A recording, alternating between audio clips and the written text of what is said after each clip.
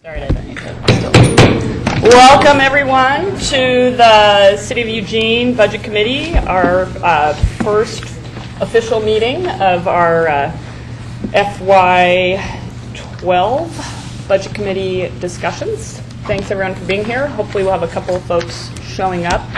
We are short one member. We lost a member last year who moved out of the city, and we have not replaced that member. And then Mary Ann Holzer is not going to be with us this evening as well. So a couple of practical things. I've been told that the microphones are picking up every small noise that we're making at the table, including paper shuffling and such. So just be mindful of that. They're extra sensitive tonight. I'm not sure why.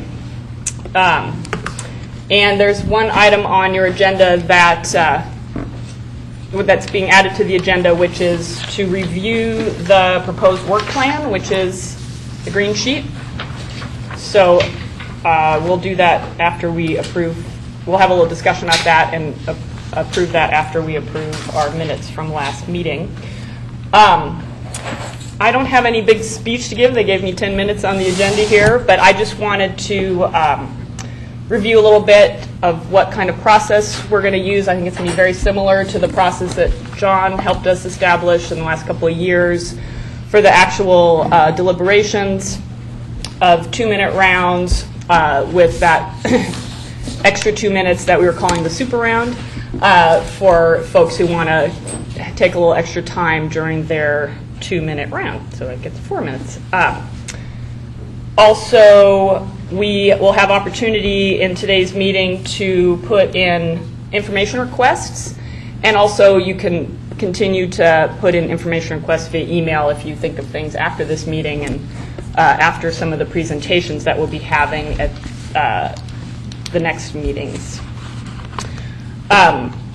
And I'm going to suggest that we begin our next meeting on May 10th. We're going to get a presentation on the downtown initiative, and then after that we can take up those information requests pieces and discuss those if it seems appropriate for what you've asked in terms of information. So I guess my little speech is that we are facing pretty serious tough budget times, and I'm not sure what that's going to mean in terms of these deliberations, but my goal is to have us conduct them with courtesy and good humor and feel like we've accomplished what our mission was for the city. So that's what I'm going to be looking for as we go into this process. So with that, I will seek a motion to approve the minutes from our February 2nd meeting. So moved. Do I have a second? Second. All right. Any discussion? Amendments to the minutes? Seeing none, all those in favor, please indicate by saying aye. Aye. Aye. Any opposed? Nope. Motion minutes from February 2nd are approved. So I'm sorry that we didn't get this draft work plan to you sooner, but the finance staff has been rather busy with a number of important projects. So if you take just a moment to look through this green sheet and what we're proposing in terms of our next meetings and our budget deliberations. So our next meeting would be on Tuesday, May 10th, a 2-hour session to get presentations on, the downtown library, on downtown initiatives and to start our discussions. And then Wednesday, May 11th, we would get another set of presentations, this one about social services, and continue our discussions. On the 17th, we would have our multi-year financial plan, and then the public hearing slotted for 7:30, and we could continue discussions after that. The 18th is another 2-hour session where we might start, where we would be passing motions and taking final action. And there's opportunity for public comment at all of these meetings. Today, our public comment time is scheduled for 7 o'clock. I think for these other meetings, they'll be, except for the public hearing at 7:30, they'll most likely be at the 5:30 slot, but I'm not sure of that yet. So any comments about the proposed work plan? All right, can I get a motion to approve this work plan? I'll move to approve the Budget Committee work plan Thank for you. fiscal year 12. Second from Councilor Ortiz. All those in favor, please indicate by saying aye. Aye. Any opposed? None? All right, work plan is approved. I will turn things over to finance staff to give us a general fund forecast update. Thank you. Good evening. I'm Twyla Miller with City of Eugene Finance, and Sue and I are here this evening to give you a general fund update and talk about our financial condition. So tonight I'm going to speak to revenues and expenditures and trends we're seeing in the general fund. And then Sue's going to speak a little bit about pillars and look at the 6-year financial forecast. And then following Sue, the city manager will present the FY12 proposed budget, and there'll be an opportunity for questions then. So let's start by taking a look at general fund revenues. The general fund consists of several sub-funds. So there's the heirs fund, the cultural services fund, the equipment replacement fund, and the main sub-fund. And when we talk about general fund revenues and expenditures this evening, we're going to talk about the main sub-fund. So as you can see, property taxes make up over 60% of general fund revenues, and we're anticipating about $76 million in FY12. The total FY12 proposed budget revenues are $122.8 million. The other taxes at 10% are EWEB SILT revenues, so those are contributions in lieu of taxes, and that's about $11 million. Licenses and permits are really payments from utilities for use of right-of-way, so you think of companies like Northwest Natural Gas and Comcast. And we're anticipating about $6 million there. Intergovernmental revenues represent state share revenues, so that's cigarette and alcohol taxes, and that we also account for grant revenues there. And in FY12, we're anticipating about $3.5 million. Fines and rentals and charges for service. So those are all the charges, so recreation fees, fire dispatch fees, and police coverage at events. So for all of those various fees and charges, we're anticipating about $9 million. And fines and forfeits are court fees. So these are mostly things like traffic violations. So parking ticket revenue actually flows to the parking fund. So we're anticipating about $3 million in fines and forfeits. The miscellaneous you see there at 0%, that's really interest income. So in this current rate environment and the constraint around investing public funds, we're anticipating about $300,000. So, and we anticipate that will low rates there to continue in the near future. And then finally, interfund transfers are primarily payments from other funds to the general fund for their allocated cost of central services. So these are things like finance, human resources, city manager's office, and information technology. Also included here is the parking fund transfer.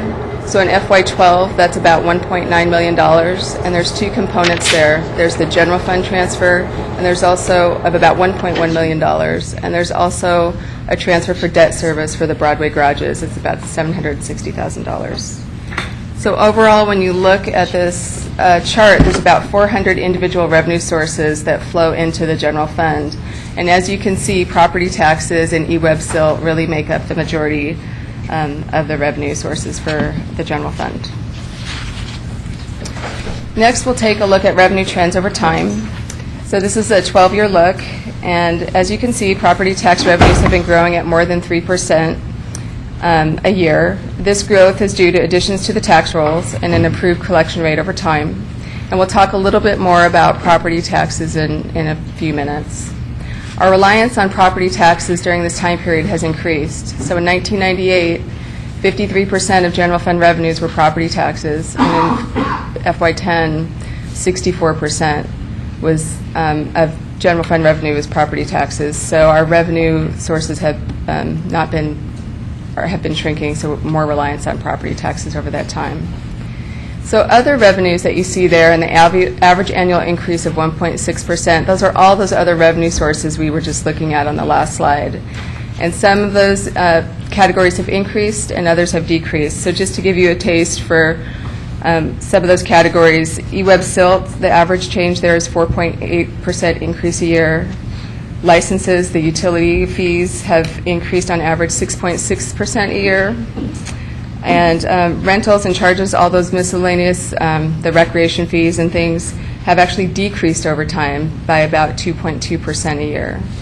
And then the miscellaneous revenue source, that interest income, has actually decreased about 7% in that time period. In fiscal year 98, we received about $2 million in interest income because rates were very high. And in fiscal year 10, we received about $800,000. So overall, when you look at total revenues, the average annual increase is 3.9%. And I want you to remember that number because we'll talk about that and think about that when we look at general fund expenditures in a bit. Early 90s, Yeah. Measure 5. Are we doing questions at the end or else we're The end.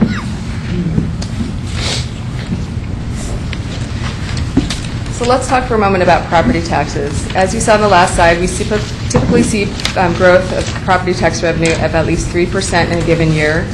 In last year's forecast in the spring, we were anticipating a 4.2 growth rate, which was a 5-year historical average and assessed value for our property tax revenues in the general fund. This past fall, we received updated information from the assessor's office, which showed actual assessed value growth of 1.5% instead of the 4.2% we were anticipating.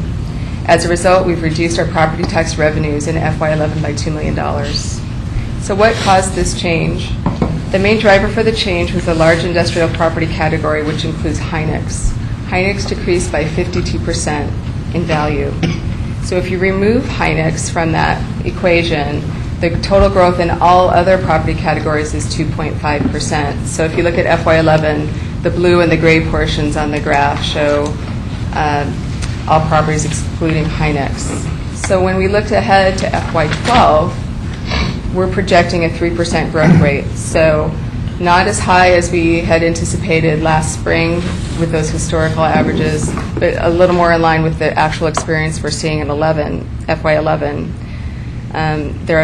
The true growth rate is unknown, and we won't know the true growth rate until the assessor's update in the fall of 2011.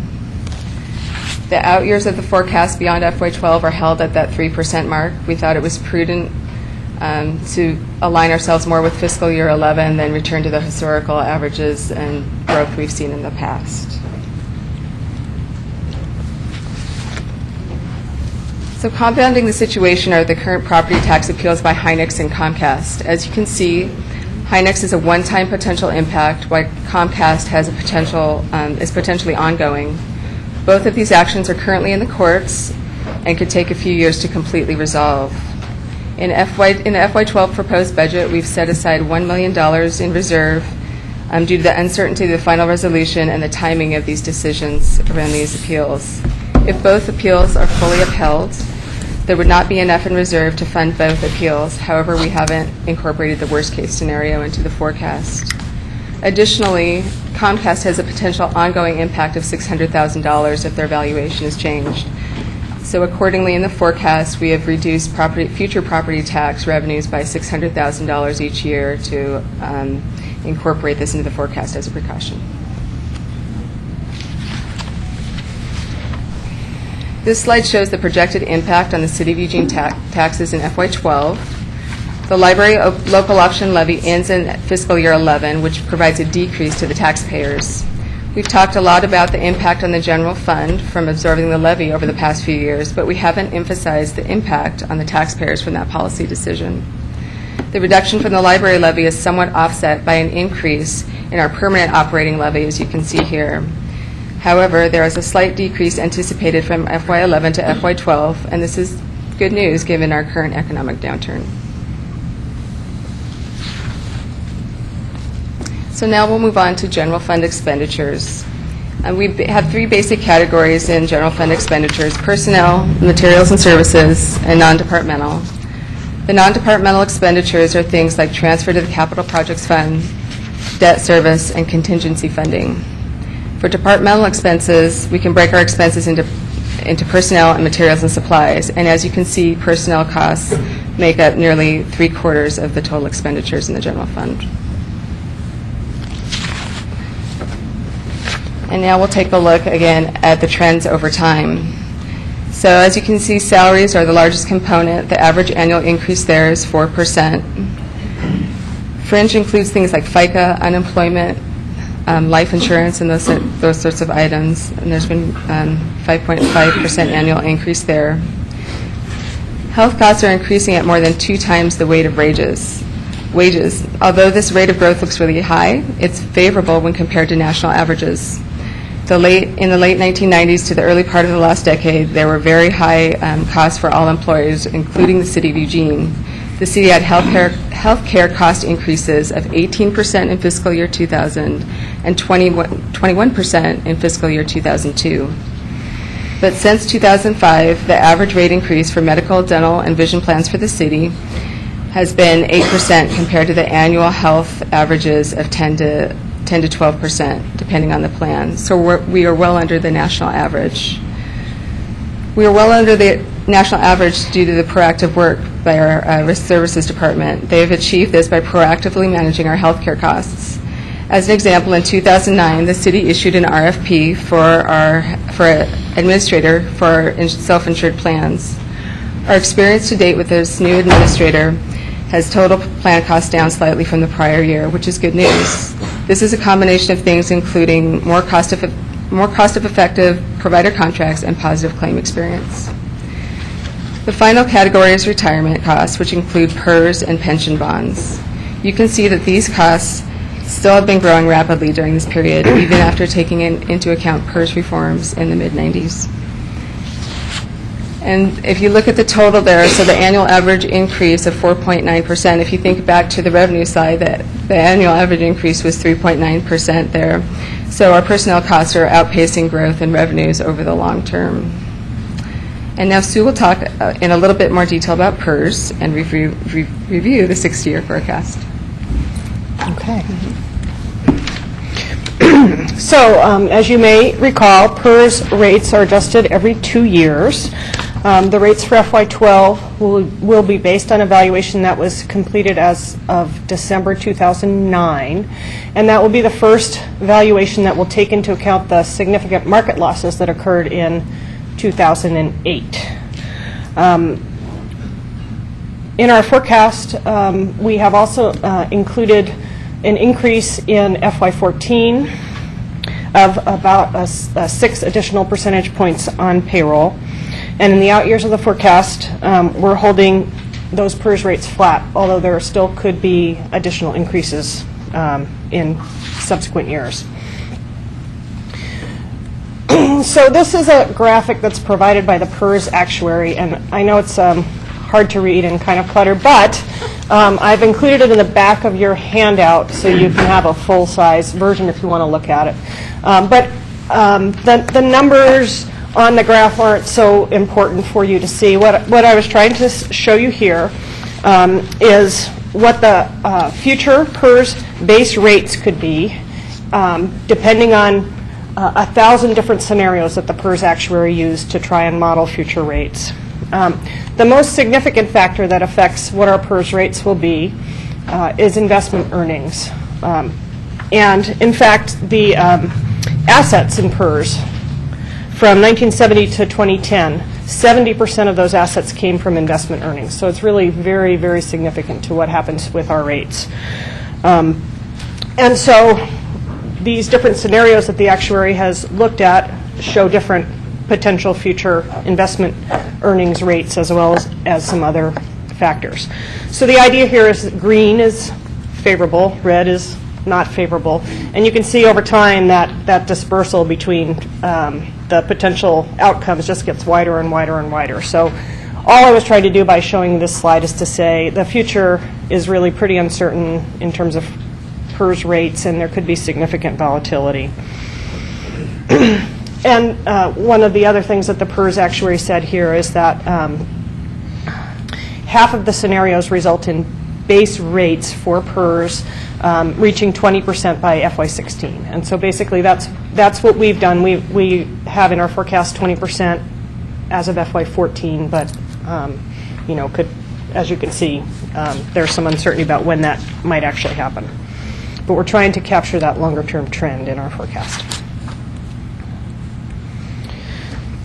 So now we put that all together and come up with our 6-year look at our future financial condition. The purpose of the forecast is to give us a way to understand what the long-term impacts are of the decisions that we're making today. And this is really a best practice that's used by a number of governments to help them manage their finances. We do this at the start of every budget season, and then we update the forecast again when we bring the proposed budget to you in April.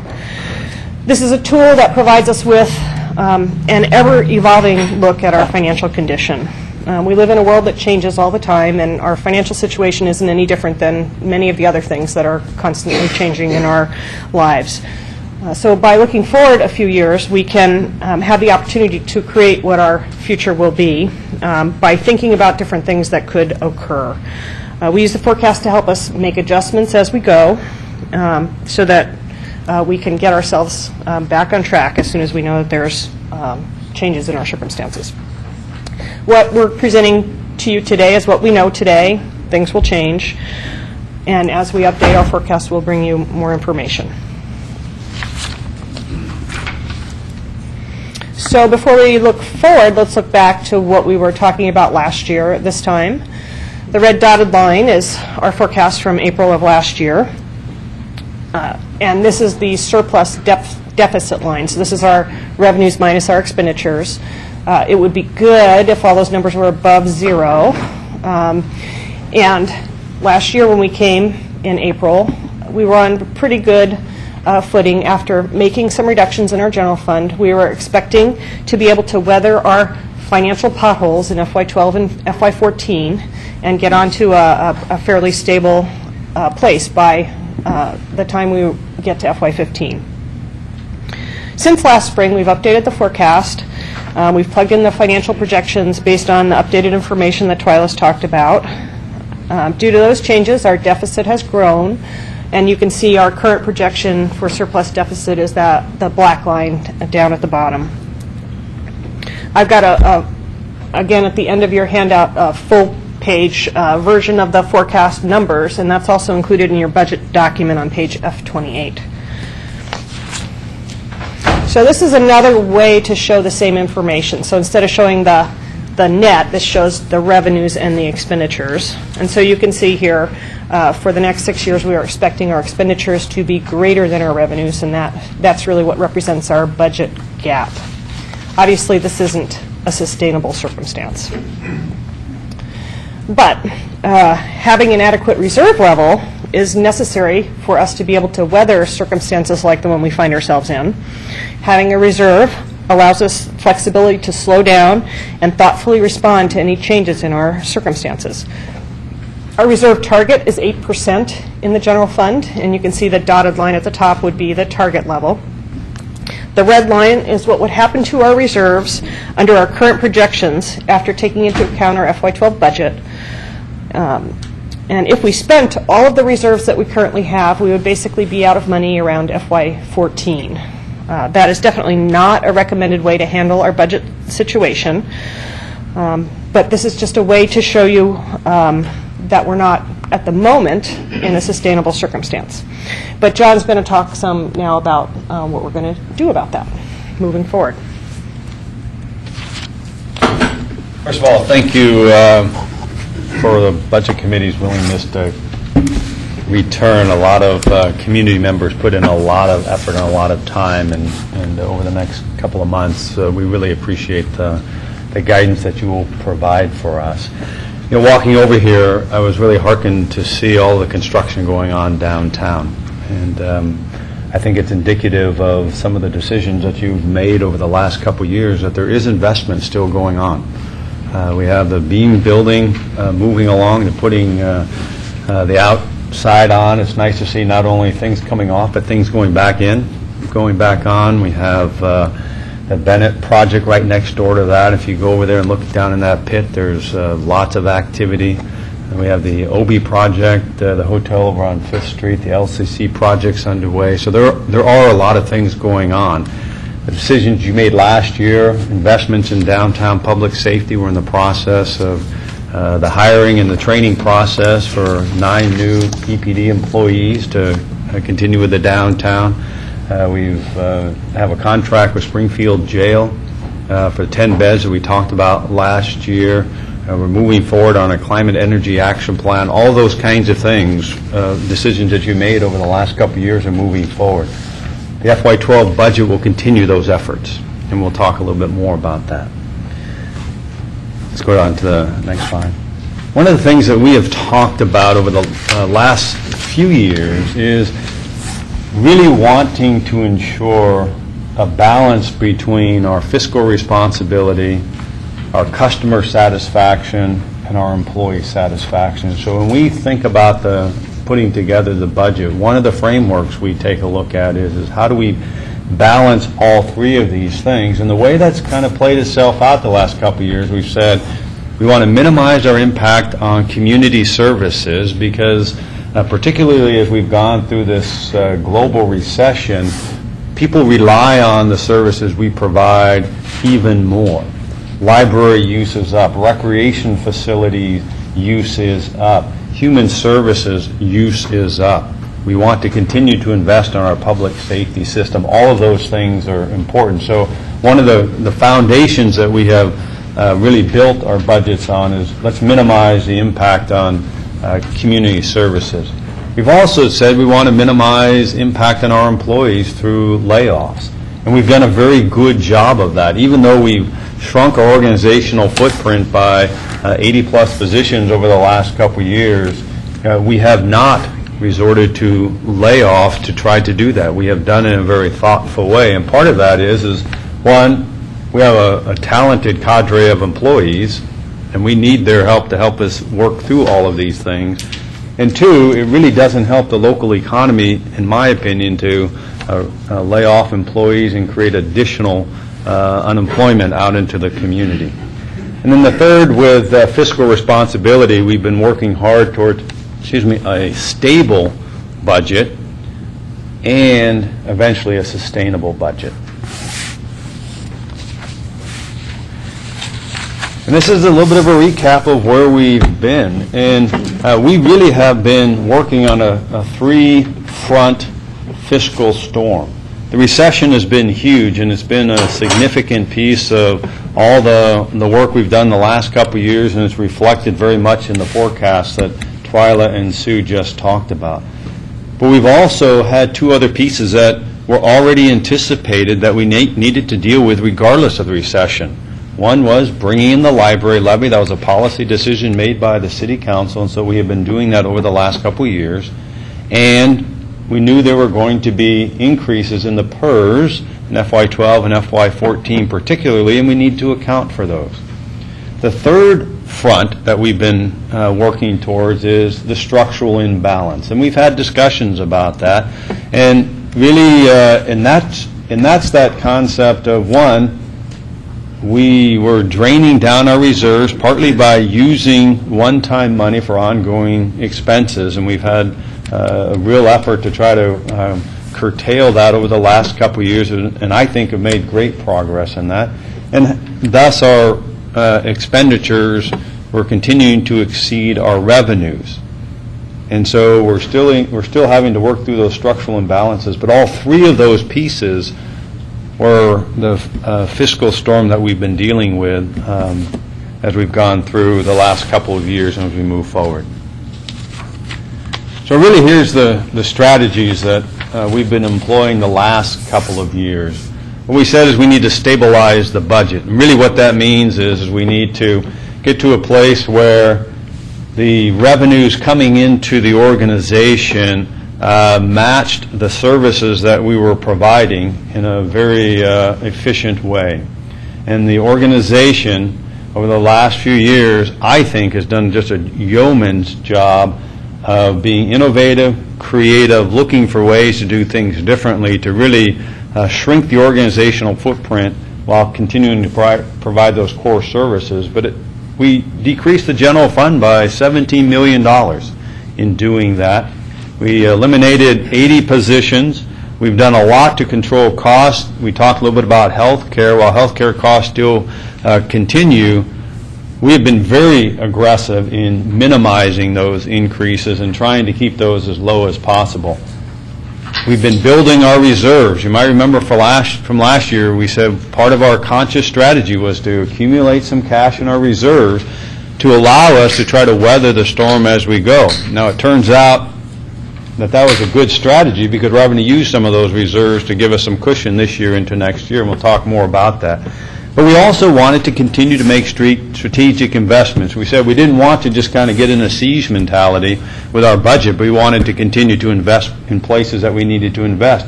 And so we did. We've invested in the downtown. We've invested in public safety. We've invested in ambulance transport. We've been investing in our roads through the road bond approved by the voters. We've been investing in our climate and energy action plan. We've been investing in economic development. So all of that has been real positive as we've gone forward. If you take a look at our employees per capita, FY12, there's a downtick from FY11. Last year and this year, it continues. This is the lowest it's been since at least the 80s, and perhaps even earlier than that. So we have been shrinking our organizational footprint, but in a very thoughtful way to ensure that we're trying to provide the services that meet the community's needs. This is a little bit from last year, and Sue touched on this.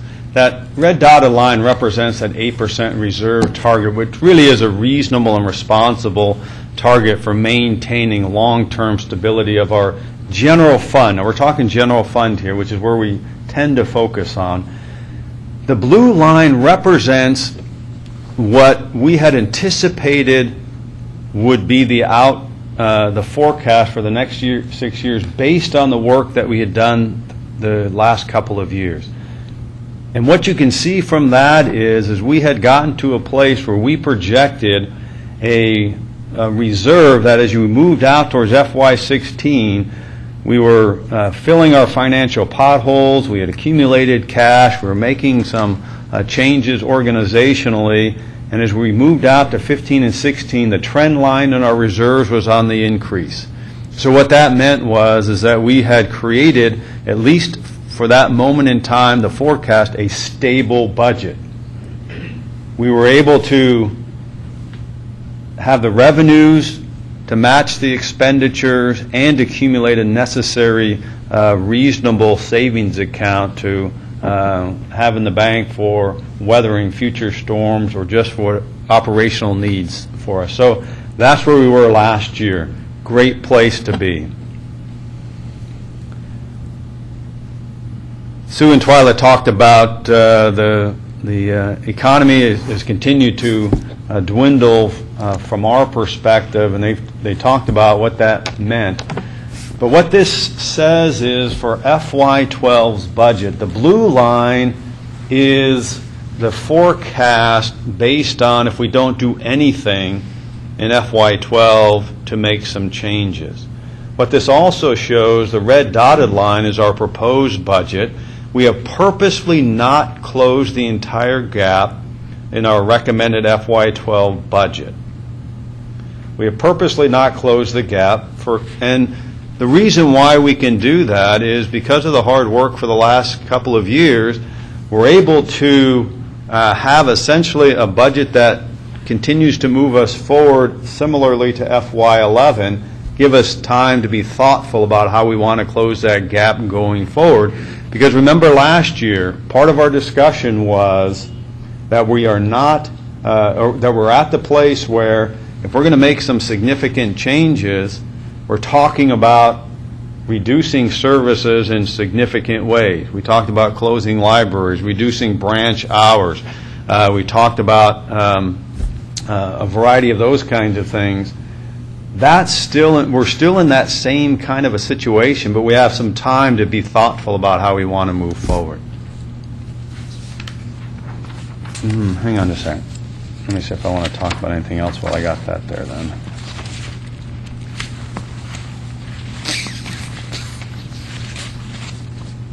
No, that's okay. So here's what the proposed budget, almost $500 million, all funds. You can, I'll let you take a minute to take a look at that.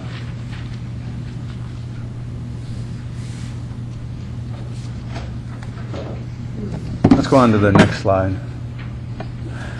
I want to just briefly make a comparison between FY11 and the FY proposed budget in the general fund. If you were to take the number strictly out of the proposed budget in last year's general fund versus this year's general fund, what you would find is it's a 3.5% increase. But if you really take a look at what that includes, the increase in our general fund is 0.3%. And the reason why I say that is you have to account for the library operating levy. Last year, the red portion, there was a portion of the library levy that was not a part of the general fund budget. And in FY12, it's been completely incorporated into the FY12 budget. So if you want to compare apples to apples between last year, the FY11 and the FY12 general fund budget, you need to account for the library levy. When you do that, our general fund budget is 0.3% higher in FY12 than it was currently in FY11. Very minor increase in the total budget. So here's been our approach in FY12. Well, as soon as we got wind of the forecast that some of what were then very conservative assumptions, particularly around revenue, started to come in, what we said to all of our departments, we need to underspend by 1%, and really what we wanted to do was accumulate an additional $1 million worth of cash in our general fund to help weather what we knew was going to be this trend line. What we also said is in FY12, another $2.2 million at 1.8%. We want all the departments to be able to realize an additional 1.8% as ongoing savings in FY12. Now, when you take a look at that from a little bit of a macro level, remember I said the budget only ticked up by 0.3% in the general fund. What we have included in the FY12 budget, we've included a rate of inflation, we've included a COLA. When you include that, you make all the various maths work out, the reductions here. From a macro level, it looks like the budget's the same, and we're essentially providing the same services. Within the department, they have continued to have to make some adjustments to meet this particular target. And the reason why we chose 1.8% is over the last several years, all of our employees have been extremely cost conscious. And they have, at the end of the day, been able to, what we would say is, turn back money or underspend their budgets by being very prudent with their resources. And so what we've asked them to do is to take what has been an average of that and turn those into ongoing savings. And so that's our employees are responding to that. It's not without consequence, but it's not, but we're still primarily maintaining those services. And let me give you an example of a consequence, which is both, I think, extremely innovative by our fire chief and his team. At the same time, there is a change in some service, but we're also saving $300,000. And the way that is since I've been here and I've gone out and talked with firefighters and visited them over the 3 years I've been here, one of the things that I have heard consistently, and rightly so, is the 3 medical vehicles that we have, teams on board 24/7, the call volume and the runs have just increased dramatically, and it's very difficult for them to continue to maintain that operation tempo. And in fact, it could be hazardous, and there's some safety issues. So what the chief has done is said, let's repurpose one of our 2 company stations. So we have a station that has 2 companies currently in there. it operates two different pieces of equipment. What he said is, let's take one of those companies, add an additional, a fourth medical unit, 24/7 medical unit, so that's good on the operational side.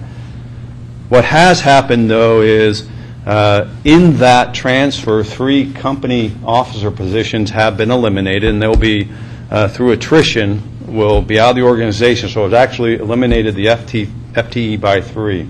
So what's happened is gained a very much needed asset on the response side, on the medical side.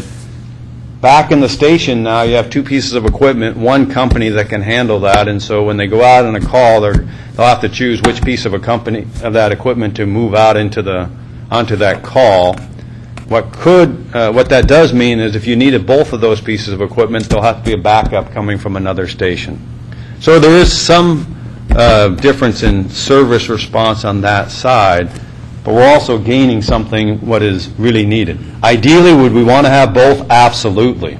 Absolutely, we would want to have both. But I think it's very innovative in saying, let's create the ability to provide a service that is desperately needed, and we happen to save $300,000 on this side, and the trade-off is probably okay in the balance. So I think that's an example of how that 1.8 gets taken care of in different departments. We're continuing to provide funding for strategic investments. As I mentioned earlier, jails, the 10 jail beds in Springfield, still in the budget. The neighborhood program, still in the budget. Our climate energy action plan moving forward, still in the budget. The 9 new EPD employees downtown, still in the budget. The downtown work crew, still in the budget. Sustainability office, human rights center, all of that stays in the budget. The pools stay open at the same amount of time, Doug, so there's none of that changes. So all of that continues on in this budget, and so we're continuing to make those strategic investments. What we are doing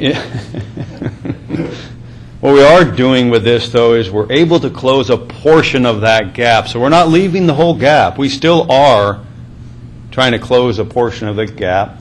We're maintaining most of those current service levels. We just talked about that. Again, we are not trying to balance our budget on the backs of new taxes and fees. There are normal regular fee increases that occur throughout the year. For example, SDC, system development charges, we do make those adjustments annually. Turns out this year there's actually a net decrease in our systematic development or system development charges for an average single family home. Some went up, some went down, but it's a net decrease. We think that's a positive in this current economy. So you will see some of those kinds of fees. Wastewater fees we know are headed up, and I think we've already put information out on that. We're continuing to move forward on prior commitments that I talked about, and we're absorbing the library option levy, which was a council policy from several years ago. Here's some of those strategic investments that are continuing to occur, and some others that I talk about. That ambulance transport fund, we'll talk a little bit more about that. But part of what we felt was important and why we needed to make sort of a general fund investment in the ambulance transport fund is they're going to need some new equipment, some new ambulances, and we need to ensure that we're setting aside the dollars for those. But the ambulance transport fund, as we mentioned last year, and we'll mention again this year, we need to develop a sustainable way of funding that fund, I think, rather than just continuing one-time support from the general fund. So this year we need to make some thoughtful decisions on how we're going to ensure the sustainability of that fund. A couple of accomplishments over the last couple of years. Total city budget really has decreased from last year to our proposed FY12 budget. Property taxes are lower. Sue talked a little bit about that earlier, or Twyla did. We're continuing to be flexible and methodical in our approach. What we're in our FY12 budget says we've done a great job the last couple years. Let's use some of that work to help us work through the FY12 budget in a way that maintains essentially the same service package from FY12 to, or 11 to FY12, gives us a time to be very thoughtful about how we're going to approach a long-term strategy for a sustainable budget. And we mentioned that our population, our per capita employee to per capita is the lowest it's been in 30 or 40 years anyhow.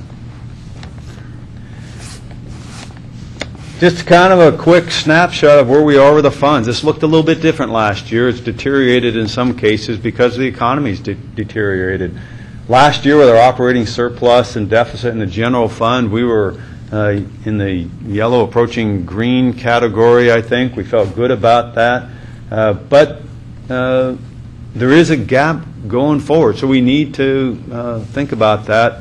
And again, we're not purposely trying to close that all now. We want to have that 8 to 10 month conversation about that.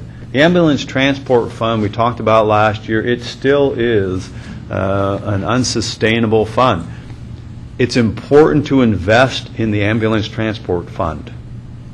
And that's what you see, that $683,000 of this year. Last year was $350,000. This year we said we need to ensure that we put in the money to replace the equipment. So we put that in, but we need to think about that. CDBG, if you follow the federal budget at all, that's looking to decrease across the country. We expect to experience that by a 16+ % decrease in our CDBG funds going forward. So that is a piece. And what that means is there's just less ability to meet projects in our economically challenged areas. Our parking fund, we talked a little bit about that last year. We're still needing to work through that. Part of that is the total revenues that we expected from parking permits. New parking coming online hasn't quite reached, but we've got some plans that we're going to be rolling out that we think can help with some of that.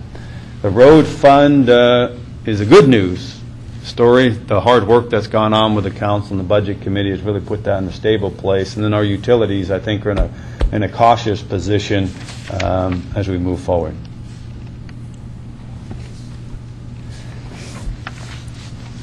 And this really starts, this isn't the FY12 budget specifically, but what we've talked about towards that long-term financial stability is really two pieces. One is stability and sustainability.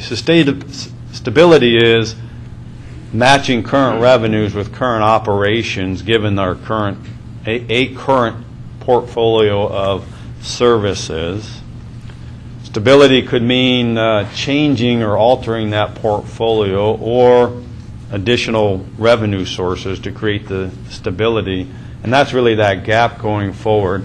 One of the reasons why we have not wanted to close the entire gap this year is any change in some of the assumptions that we've made could have an impact on that gap one way or another.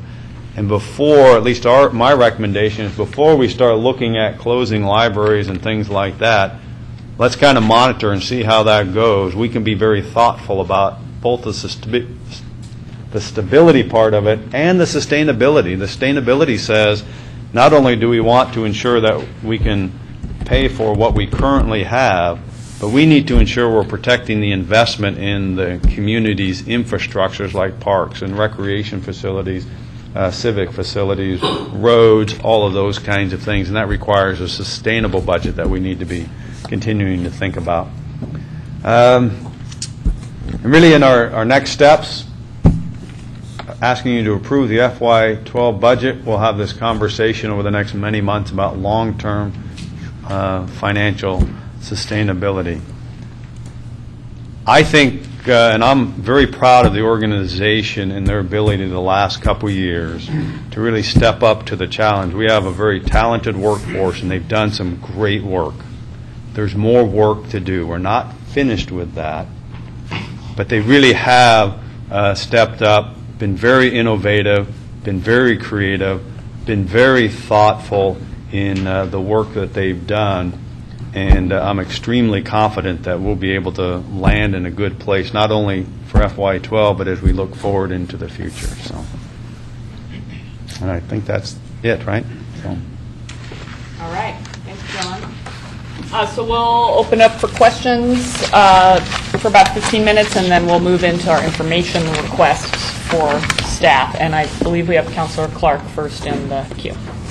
Thank you. I was going to move to just, approve the budget, but I didn't want John to get too excited about that, so. You guys were on a roll earlier with these motions. I thought maybe just keep them going. Appreciate that. Couple of,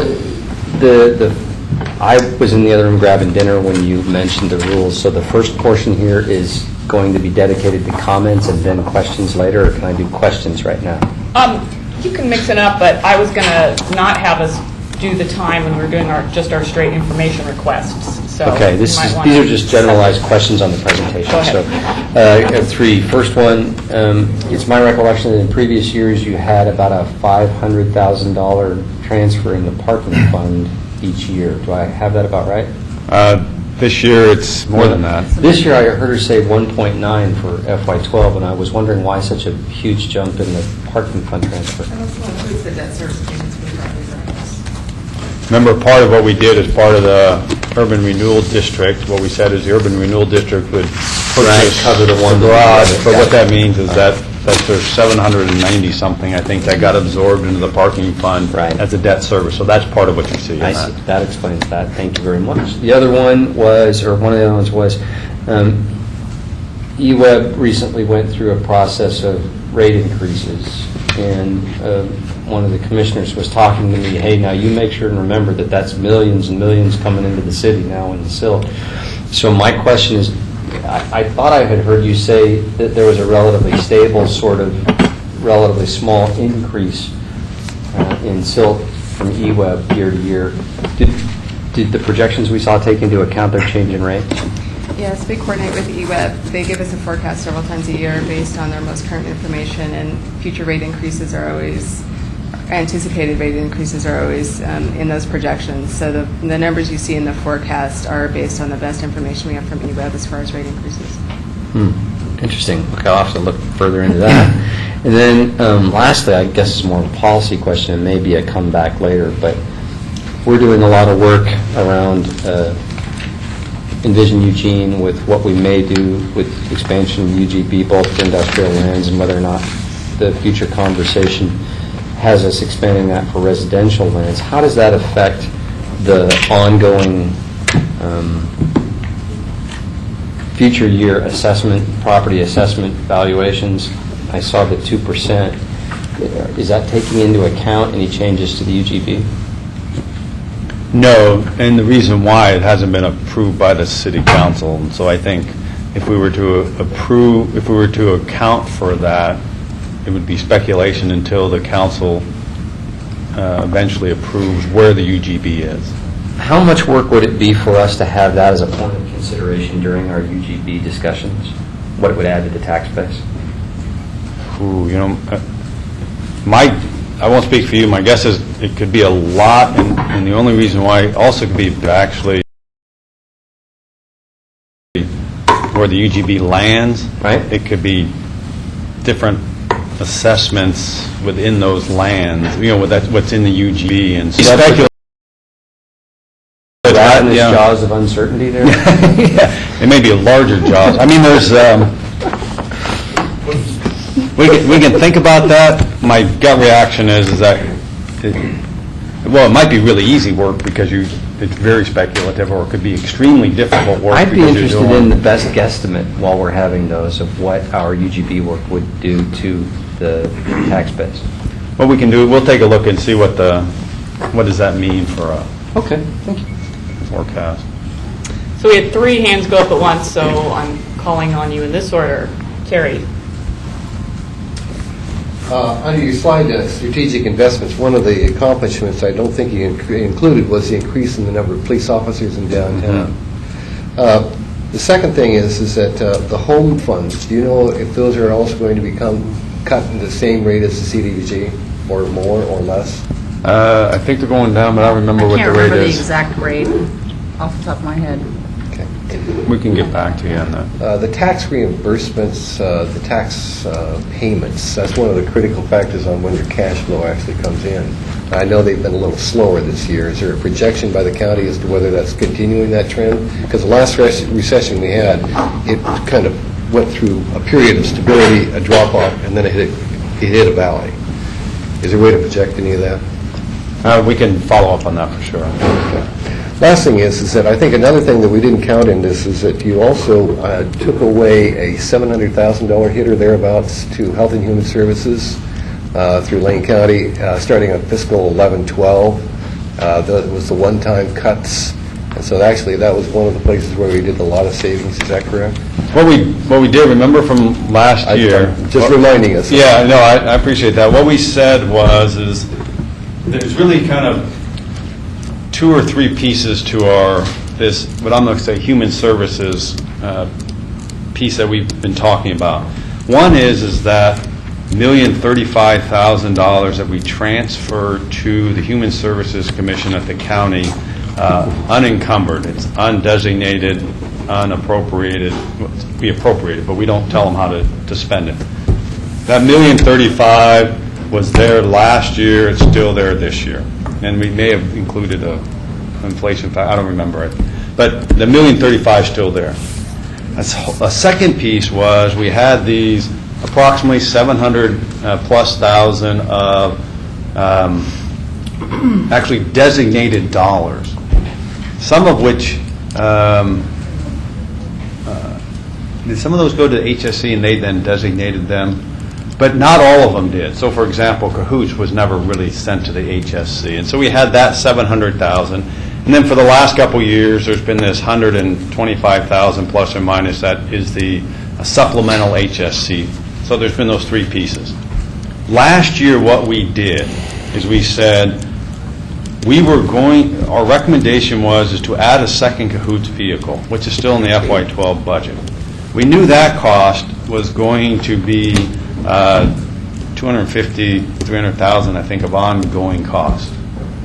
What we said is for last year, we were just going to add that amount into that total budget. And so the $1,035,000 was still there, those one-time pieces there, and the second Cahoots vehicle was there. But what we said was when we come back to FY12, what's going to happen? The $1,035,000 will still be there. We will have now 2 Cahoots vehicles, which will mean that part of this is less up here because the net's still going to be the same.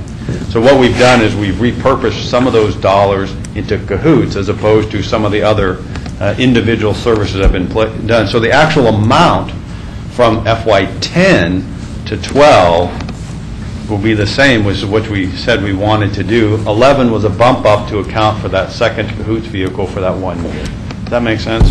So the Cahoots van is a substitute for those funds? It's a substitute for those funds, yeah, for So Cahoots some of those funds. is an annual cost of $700,000 a year? I don't know. It's not, but I don't know the exact HSC. It's the combined cost. Okay. Combined cost of both Cahoots is the $700,000. But there was one before, wasn't there? There's one before. So that was already in the budget. Right. So the second one was added, so that's...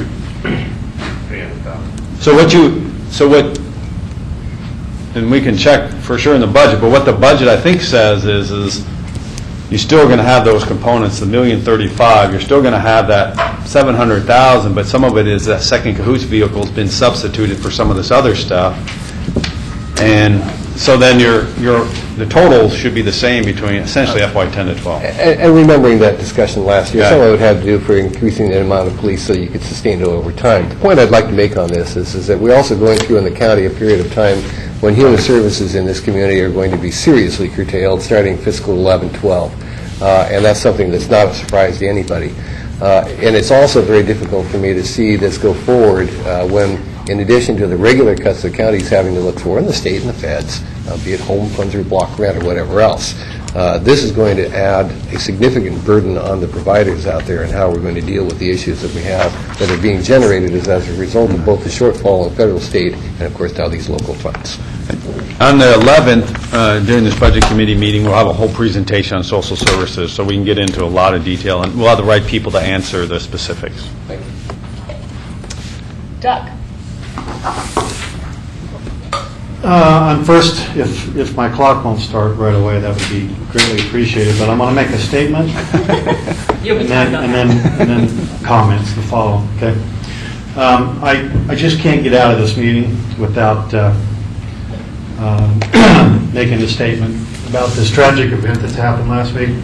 And one of the perks of becoming a Budget Committee member is the opportunity to share among distinguished colleagues a moment of recognition.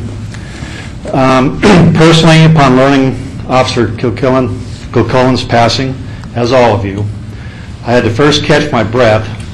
My next thoughts were to Chris's family, and several hours later, I quietly started thinking about relationships to people close to me.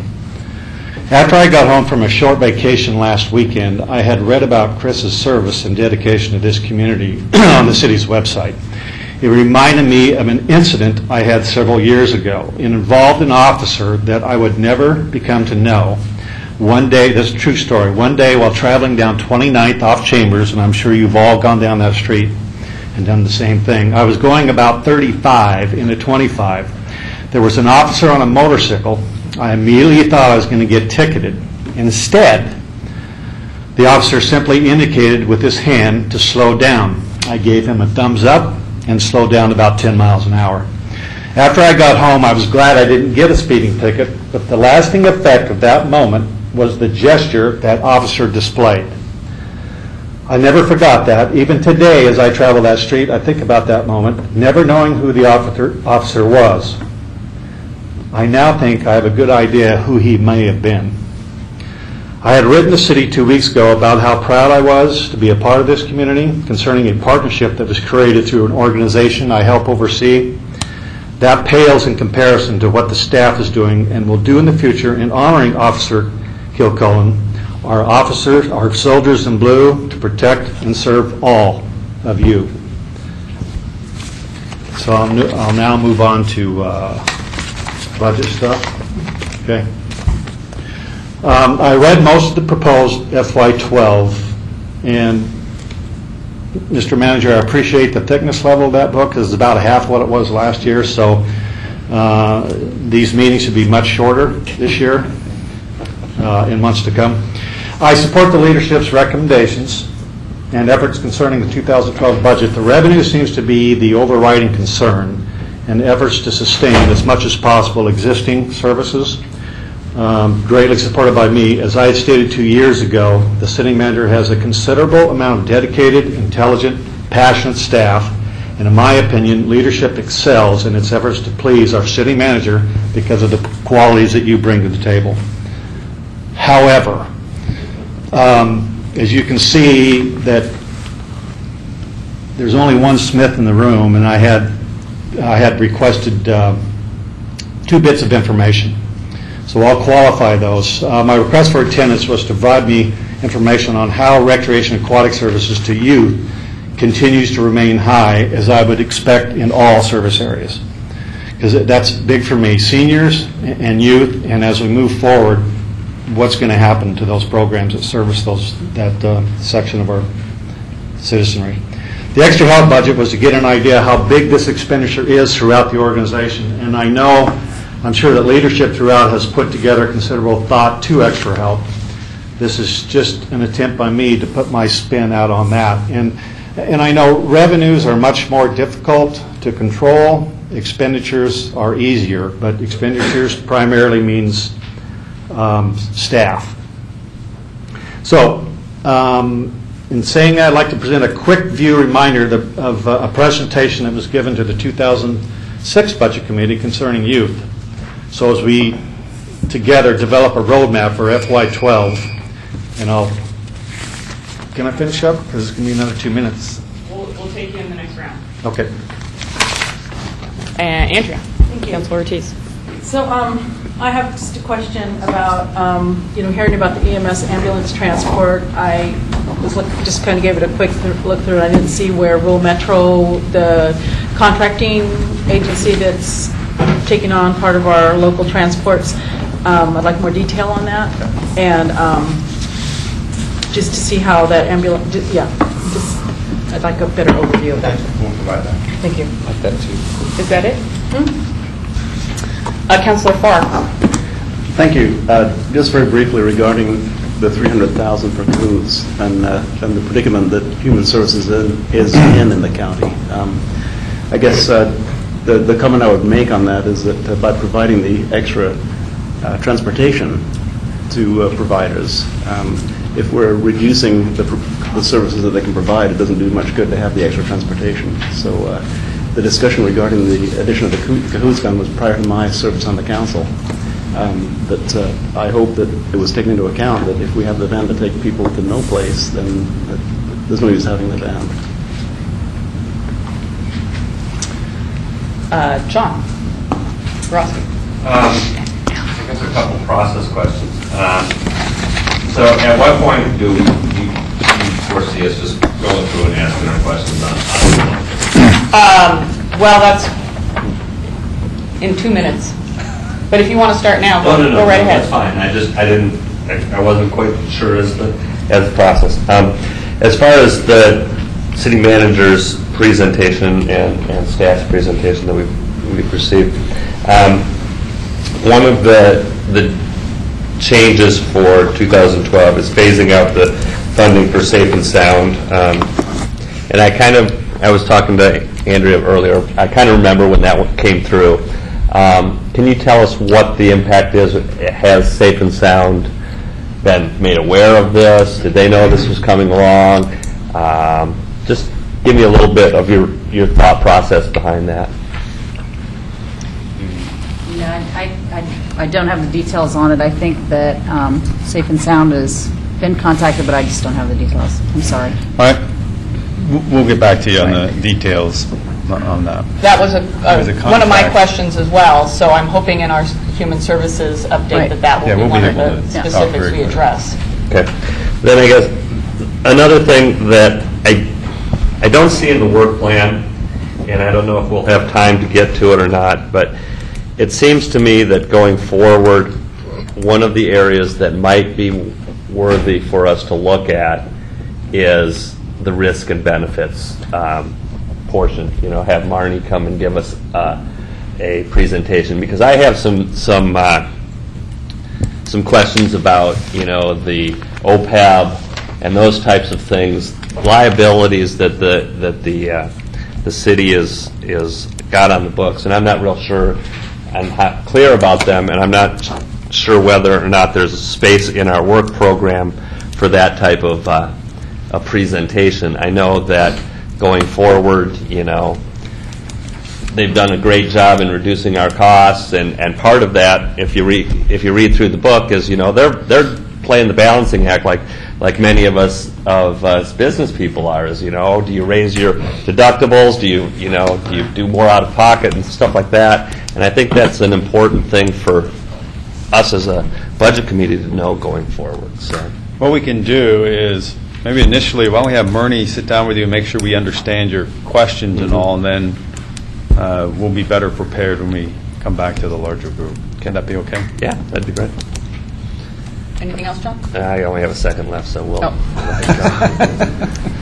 Shanda? It was mentioned in the presentation earlier that there's a higher reliance on property taxes because other sources of revenue is going down. Can you kind of explain a little bit about examples or why that might be happening? Well, so we talked a little bit with the other charges. So while many areas are going up, I would say primarily the charges for service have decreased over time, and In terms of maybe not keeping up with inflation, or you've actually cut the cost of certain services? I would say the revenue, some of those costs have increased over time, but I would say overall, just the mix, those are one of those line items where there's hundreds of revenue sources, so there's lots of small revenues, so they come and go. But overall, in aggregate, they've reduced on average 2.2% per year over that decade times that snapshot. Okay. I have a question about the reserves and how that relates to ending balances. I'm just a little bit confused because as I was going through the budget, there's unappropriated ending fund balances, and then contingency reserves, and then this 8% reserve. And I'm just curious what the differences are and how that works. And if this is a long explanation, I can get it later, or maybe there's a short explanation. Maybe you can sort of capsulize it. If that doesn't quite get at it, maybe we can meet with you later, but maybe kind of a overview of how the reserve system works. Yeah, so there are two pieces basically to our ending fund balance. The unappropriated ending fund balance is an amount that we set aside. It's unappropriated. We can't spend it during the year. And that is equal to 2 months' worth of our general fund expenditures. That's a council policy. And the purpose for that UEFB is to provide us with cash flow. So we send, paychecks to our employees every 2 weeks, but our property taxes come in big chunks. So from July until the middle of November, we don't get in much in the way of revenues, whereas we're making, payments to employees, payments to vendors every 2 weeks. And so that UEFB is meant to help us cover that cash flow during those first few months of the year. The 8% reserve is more like what you would call a rainy day fund or a prudent person reserve.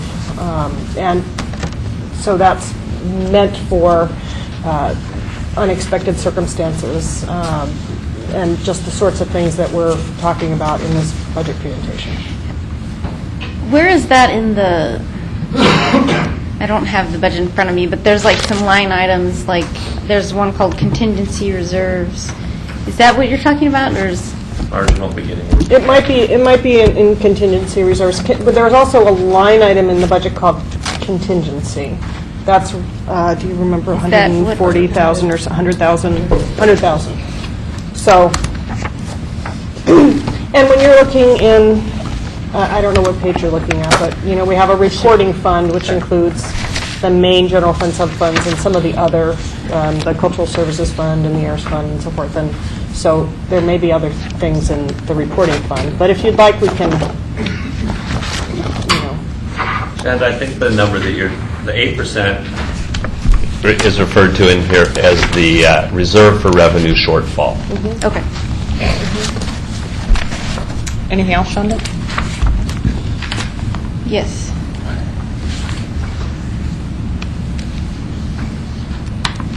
I also had a question about the Safe and Sound program, which sounds like we'll be getting an update on that. And then just an overall comment. I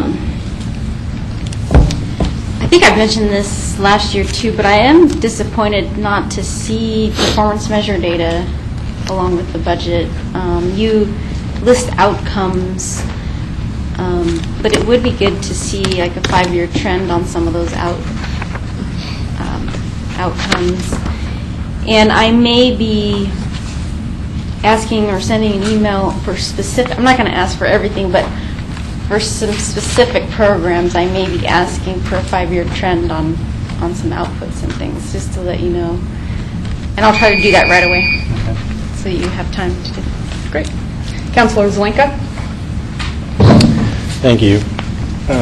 I too had the Safe and Sound phase-out question. I suppose we'll hear more about that on the 11th. Couple of comments, couple of questions.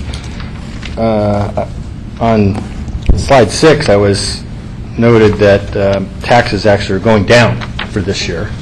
Not a whole lot, but $7 out of $1,350 or 60 is still, it's going down. Didn't they go down last year as well? They went slightly up last year, like $30. Okay.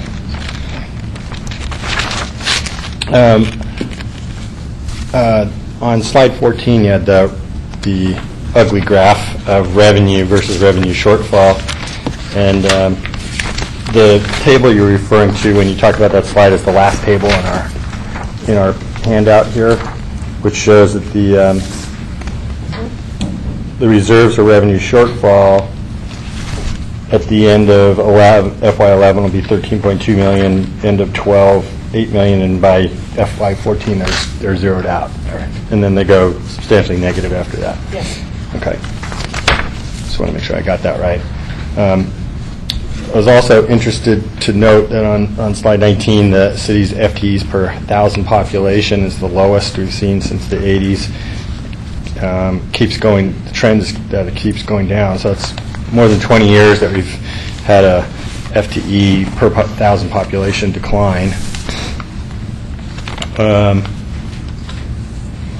On the strategic investments, I very much appreciate putting those into the budget. I think those are the right places to put money at this date and time, and I appreciate those investments. On the outlook for major funds, slide number 27, which had the red, green, and white buttons on them, you say that the road fund is stable, and that's referring to the O&M part, but what about the backlog? I think the way I would say stable versus sustainable. Stable meaning on the O&M side, there's a stable revenue source. There's also, because of the bond issue, we've actually been able to eat into that backlog. The sustainable part means that we would have to continue to fund getting down the backlog, and it could be another bond issue when that comes up in a couple of years. If we choose not to approve a bond or some other mechanism in a couple of years to continue to deal with the backlog, then we really aren't moving into a sustainable place. And so, sustainable. So stable, O&M stable for the years of the bond. We're actually decreasing the backlog, but there's still more to do on that. Just one Did you want a quick, second round? Yeah, just one little quick question. So can we get some information about the backlog and what's happened to it since we implemented the road?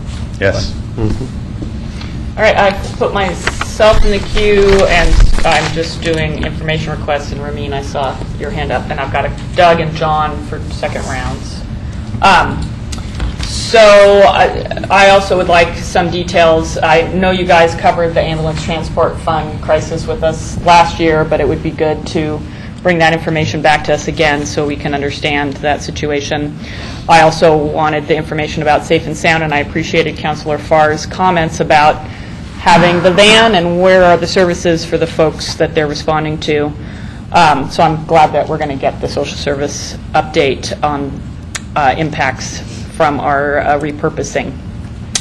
I was curious, there was a mention of parking security costs increase, and I just wanted a little bit of detail about what that was. That was on page A8. And I'll just take a moment that when we are referring to the budget document, if you're able to cite the page that you're referring to, that will be very helpful as we get further into our deliberations. I also would like some details on what the $5.1 million in replacement vehicles that I saw on A11 and 12.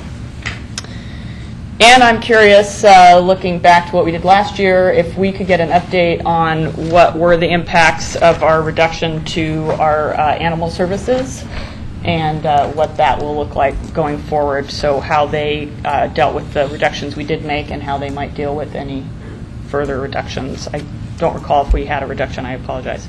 No, there is not any further reduction. Okay. Those were my information requests for the moment. Ramin. Yes. Thank you for the presentation. I wanted to second Shanda's request on the outcome and output indicators with the budget. That would help me to understand the trends. And secondly, for me personally, I don't know about the rest, just to get a context regionally, nationally, I did some download from International County Management Association on where Eugene stands in terms of the service deliveries, the fleet services, so forth. I have it, I've done that, but I don't want to distribute it until you guys get a look at it and say it's valid or just useless. Because in that context, we get a feel. I know Eugene is unique, but having a context and a benchmark would help us to see where we want to prioritize more or less. So in that context, I'm happy to work with anyone or. Okay. Yeah, we'll make sure the right people get Yeah. connected. Bet. Anything else? That's it. Thanks. Okay.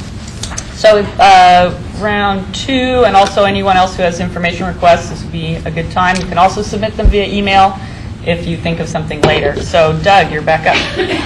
Well, a quick comment on some positive innovations that in cost cutting was I think the city's most cherished mailing is that recreation guide.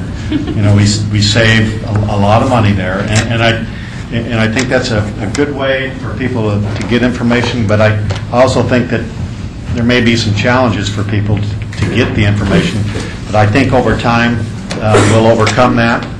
I know I always looked still for that publication to be in my mail, and I did sign up for email, so I think that was a great idea, and I sent a note downtown indicating that I thought that was a very good move. And as we move forward, John, you had indicated departments are continuing to innovate to reduce their budgets by 1.8%, resulting in a $2.2 million ongoing savings. And that's why I requested, I did not know, I know recreation relies a lot on extra help, but I didn't know how other parts of the service areas budgets on extra help. So, you know, you have a great deal of talented folks out there, you know, managers and supervisors and such. You know, a possibility of description changes, and I know this would be for exempt, not non-exempt, to relieve some of that extra help budget for cost savings, and especially if it's ongoing. So, you know, I was actually kind of surprised to see that the adopted budget for 11 was $2.5 million just on extra help. That's a lot. I didn't expect it to be that much. I expect it to be just right around maybe $1 million, no more than $1.5 million. I know we rely a lot on that. So, John. Okay, I guess I'm going to start digging now. Then, first was when we got the 6-year forecast, I emailed electronically asking about the impact of the parking fund by the reduction of downtown parking, and I haven't seen anything on that. I was wondering if there was going to be some response to that. It was at your place today. Sorry, thank you. Okay, then going on to page F84, the Information Services Fund. I'll wait till you get there.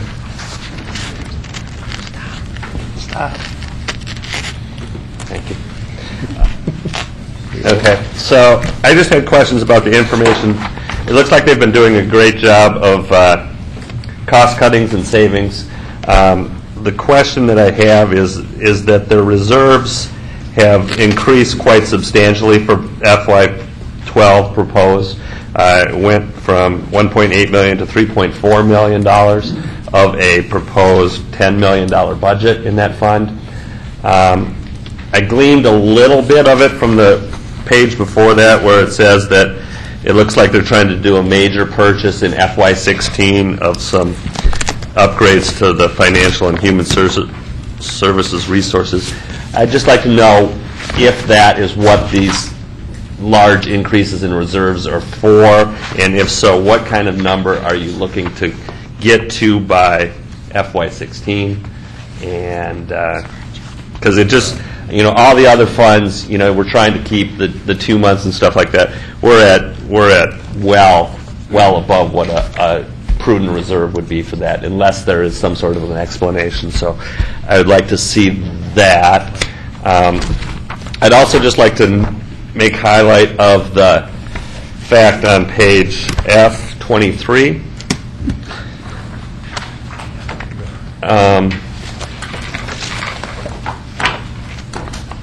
In this first paragraph there, it talks about the cuts that the Central Service Department has done. And I just wanted to give shouts out to how well they've done with the increased workload that they've had and the amount of staff that they have absorbed to come up with these types of savings and doing the extra work that has been asked of them, I think is very admirable. So I wanted to make sure that they got their recognition. And I think all departments are doing that, but this was, I think, we see them more, so I notice it. All right, so I've got Councilor Clark and Shonda in the queue, and we're about 4 minutes from public comment. So, Councilor Clark. Okay, two things then. One, I noticed in the wonderful information that you provided that the difference between the FY11 and the FY12 parking fund revenue shows about a 10% increase in general parking revenue next year, which I think is a great piece of news. The second thing is that in the planned specific department or kind of category presentations during the rest of the budget committee process, I see kind of two special area presentations here of social services in downtown. Is there a particular reason why just those areas were chosen and not others? Probably for a couple of reasons. One, we knew social services will have high interest for the committee based on some of the discussion that's already gone on here, so we wanted to make sure that we could give a full picture of that.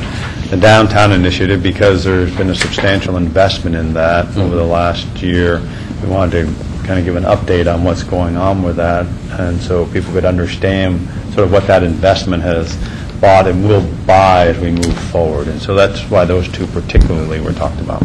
Okay. The reason I bring that up is because I think there may be some other areas that we would want to focus on, and I don't know the best way to address that with the process here. I know that, for example, in tomorrow's RG, there's going to be an article about how the counties decided today that they're going to probably reduce overall staff in the county by 3% plus some cost reductions in other areas.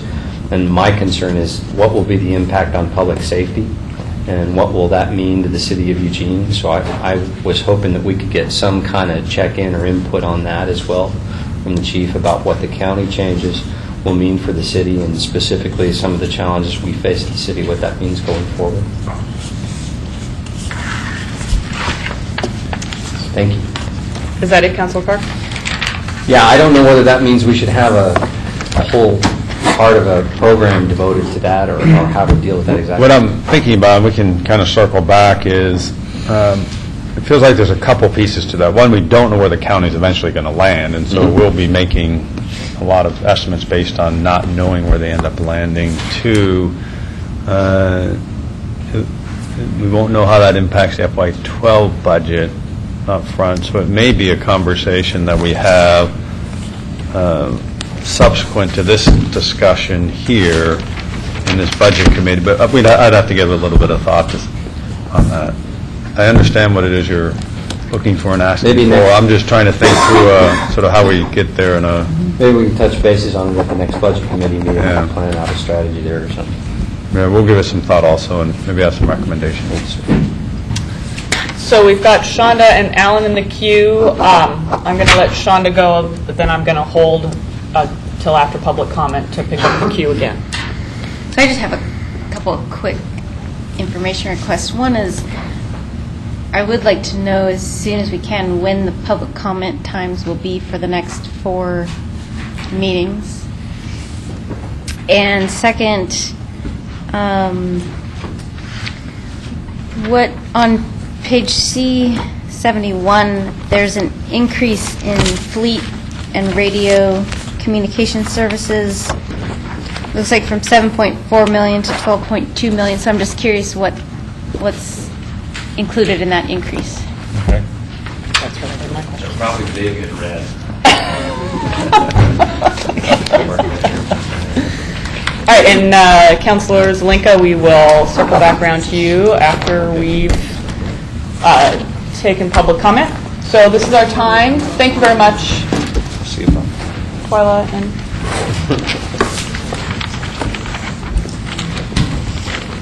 So this is time for public comment. We've got 4 folks who have signed up, if you're here and would like to make a public comment, we do ask that you fill out a form. You'll have 3 minutes to address the Budget Committee, and we won't necessarily respond directly to questions while you're testifying, but we will offer committee members an opportunity to respond afterwards, after everyone's who's spoken has had a chance to speak. Your time will run on the timer there, and you'll get a little warning of the sum-up light when your time is starting to run out. So the first person I have is Sven Woolros, followed by Wayne Ford.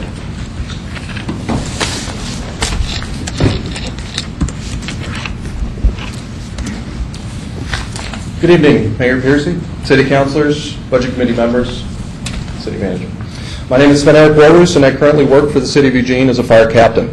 I'm also the Vice President of Eugene Firefighters Local 851, and it is in that capacity that I'm here to speak to you today.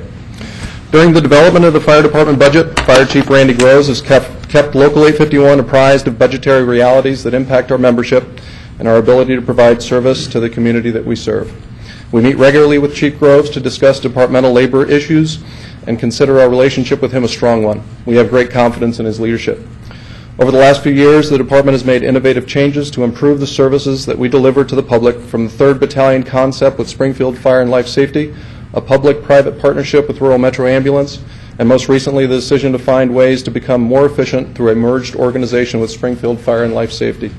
Along with these changes, Eugene Fire has seen over a 700% increase in calls for service over the last 30 years. While department staffing has fluctuated, the number of firefighters on the street has remained virtually the same as it did in 1981. The ability of adequate fire suppression forces to influence the outcome of a structure fire is undeniable and predictable. Data generated by the National Fire Protection Agency and used by the committee in developing this standard provide empirical data that rapid and aggressive interior attack can substantially reduce the human and property losses associated with structure fires. An early, aggressive, and offensive primary interior attack on a working fire, where feasible, is usually the most effective strategy to reduce loss of lives and property damage. National Institute of Standards and Technology report on residential fireground field experiments lists 3 variables that affect the outcome of a structure fire, namely crew size, response times, and fire growth rate. A delayed response, particularly in conjunction with the deployment of inadequate resources, reduces the likelihood of controlling the fire in time to prevent major damage and possible loss of life, and increases the danger to firefighters. The Fire Department budget proposal that you have before you does not clearly depict some of the changes that are going to be implemented if the budget remains as written. The request by City Manager John Reese to all departments to reduce general fund dollars by 1.8% is apparent in the budget document. What is not clear is the impact of fire department staffing. This budget reduction to the fire department will mean the following. There will be a reduction of a fire company in the Whitaker neighborhood. Local 851 recognizes that staffing decisions must be made in light of available funding in the community and the level of service the community expects. I encourage the Budget Committee to carefully review the proposed budget and restore the planned staffing reductions to the Eugene Fire and EMS Department. Thank you. Thank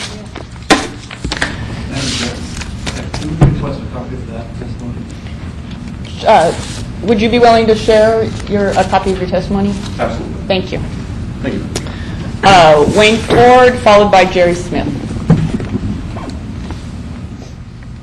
Wayne Ford made his presentation last night and spoke it and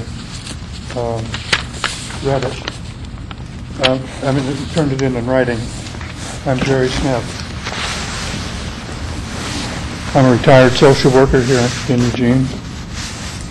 And what I'm talking about is TANF, the state and federal program, Temporary Assistance for Needy Families, is at the bottom of the safety net for children with families. Many people call it welfare. Other than food stamps, now called SNAP, there is no other safety net for families with children. The state budget presents our community with a big disaster. According to the local program manager, there are now 2,700 families receiving TANF in Lane County. The first cut would be July the 1st, and it would abandon 400 to 550 families. The current budget cuts amount to 75% in 18 months, leaving over 2,000 families with children cut off here in Lane County by Christmas 2012. The last time there were cuts like this, it was for disabled people. A few were taken in by family members. Most moved out of state. A considerable number simply died, and the rest comprise our large, hidden population of homeless people. We can reasonably expect similar results from TANF cuts, plus another number of felony criminal charges against parents for neglect, abandonment, and abuse. Many children will be placed in foster home if that many foster homes can be found. First Place Family Development Center is our only resource for families with children and has a capacity of about 25 families now, but First Place resources have been cut. There is no shelter available for large numbers of families to be cut here. The question really is, what are we going to do? On Tuesday, May 3rd at 3 p.m., we will meet at First Christian Church to get as much information to the community as we can and prepare to take actions. That's my comment. And then I'm speaking for Ruth Dumler. Ruth Dumler was going to speak tonight and ended up in urgent care just a few minutes ago. That's okay. And she asked me to read what So she left you with a statement to read on her behalf? Yes. All right. Ruth said that she was here to urge you to help find funds for more porta potties and trash bins so we can locate more vehicles for homeless families and couples. We have been warned there might be hundreds of our neediest families with children thrown on the streets because of state and federal budget cuts starting July 1st. Human Services, as well as our local bankers, know that huge numbers of foreclosures will occur and the neediest families with children will be out of their homes. In the long run, this means more expense in hospitals, mental counseling, and jails. Their vehicles might be their only shelter this next year. A curtain of shame hangs over our community. We especially need shelter for more teens. There are now 83 vehicles of singles and couples waiting for a place to park without funds or for porta potties for St. Vincent, and St. Vincent cannot provide the spaces. In addition, there are about a dozen families needing spaces when the summer approaches, and they no longer have the interfaith winter assistance, such as the interfaith winter assistance is about 25 families that stay overnight in churches like my church, First Christian Church. Will have 25 families in June. So they'll be without shelter in the summer. Shelter Care expects to have less than half the number of their housing units because of funding cuts. The small expense of $100 a month per location to be serviced for porta potties and trash bins will provide housing for some people. Please consider this small expense for our neediest in Eugene. Thank you.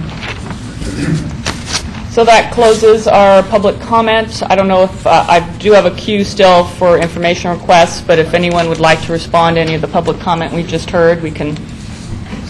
John? Yes, thanks for people coming out and testifying. I guess that what public comment brought out was some good questions for me. I mean, we saw in the manager's budget, the 1.8% across all departments, but we haven't really seen what that impact is across the departments. Obviously, it sounds like from the union's perspective that that's going to mean closing a fire station. Well, in the past, we would have seen that. I mean, last year we saw the pool, a $35,000 line item on the pool. It seems to me that this may be a new tactic to, just say we're going to cut across the board.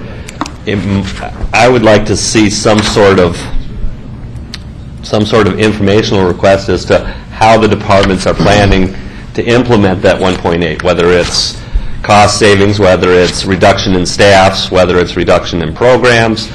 And I know that that's a lot of information, so maybe we could put it to the high-level thing that we put to the past, where it's if it's a reduction on a certain program of above 50,000, maybe that's the level that it brings it to our attention or not. But it just seems to me that, okay, well, we're doing 1.8 across the board. That sounds good.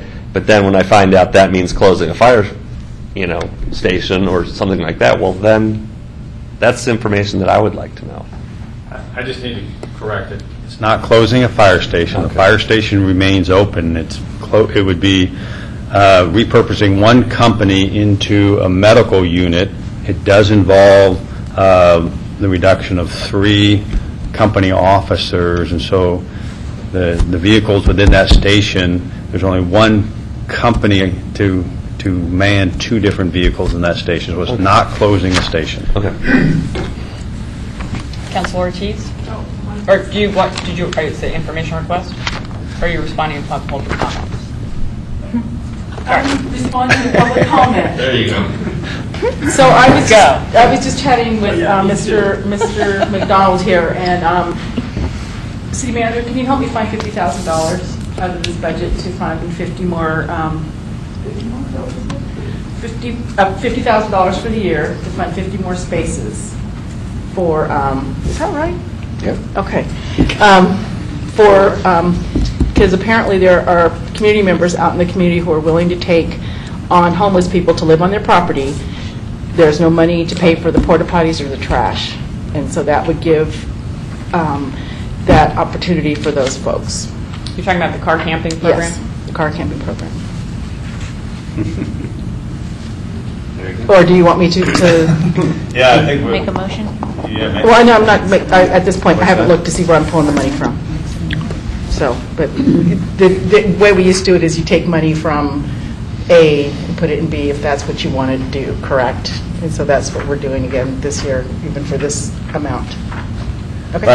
Okay. Identify the offset. All right. Yep. So are we still responding to public comment? So I've got Councilor Taylor and then Councilor Pryor. Thank you. I'm very concerned about the reduction to fire department. I think there are some things we can do without. There's some things we can do without temporarily and restore later. But if houses burn down because of lack of fire service, you can't correct that later.